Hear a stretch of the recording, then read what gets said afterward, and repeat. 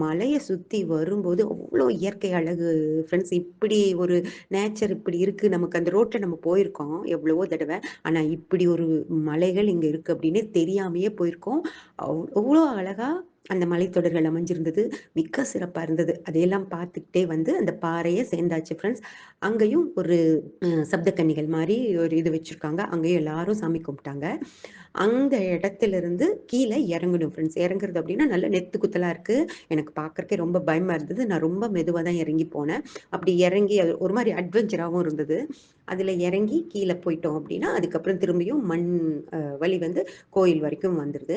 அங்க கிரிவல பாதை முடியும் போதும், அங்கேயும் ஒரு சிவன் கோவில் இருக்கு. அங்க முன்னாடி மரத்துக்கு கீழ கன்னிமார் கோயிலும் வச்சிருக்காங்க. அங்கேயும் சாமி கும்பிட்டு, நம்ம உள்ள ஈஸ்வரனையும் கும்பிட்டு, வெளிய வந்தோம் அப்படின்னா, ஒரு பெரிய அன்னதான கூடத்துல வர்றவங்க எல்லாத்துக்கும் எவ்வளவு கேட்டாலும் அன்னதானம் பண்றாங்க ஃப்ரெண்ட்ஸ். நாங்க போன அன்னைக்கு சாம்பார், வெண்பொங்கல், சர்க்கரை பொங்கல் வச்சிருந்தாங்க. 3மே நாங்க வாங்கி சாப்பிட்டோம். எல்லாமே நீட்டா மக்களும் அப்படிதான் கிளீனா எல்லாம் எந்த இடத்துலயும் குப்பை போடாம, அ எங்க கை கழுவணுமோ அங்க தான் கழுவுறாங்க. சுத்தமா இருந்தது ஃப்ரெண்ட்ஸ். வந்து கீழ அடிவாரத்துல முடிச்சுட்டு, சாமி கும்பிட்டு ஃப்ரெண்ட்ஸ் அன்னைக்கு வந்து அடிவாரமே 4 கிலோமீட்டர். அதுவும் பாறைகள்ல எல்லாம் ஏறி நடந்ததுனால, காலும் வலிக்கும். அ வீட்லயும் நெறைய வேலைகள் இருந்ததுனால நான் வந்துட்டேன். மேல அன்னைக்கு ஏறல.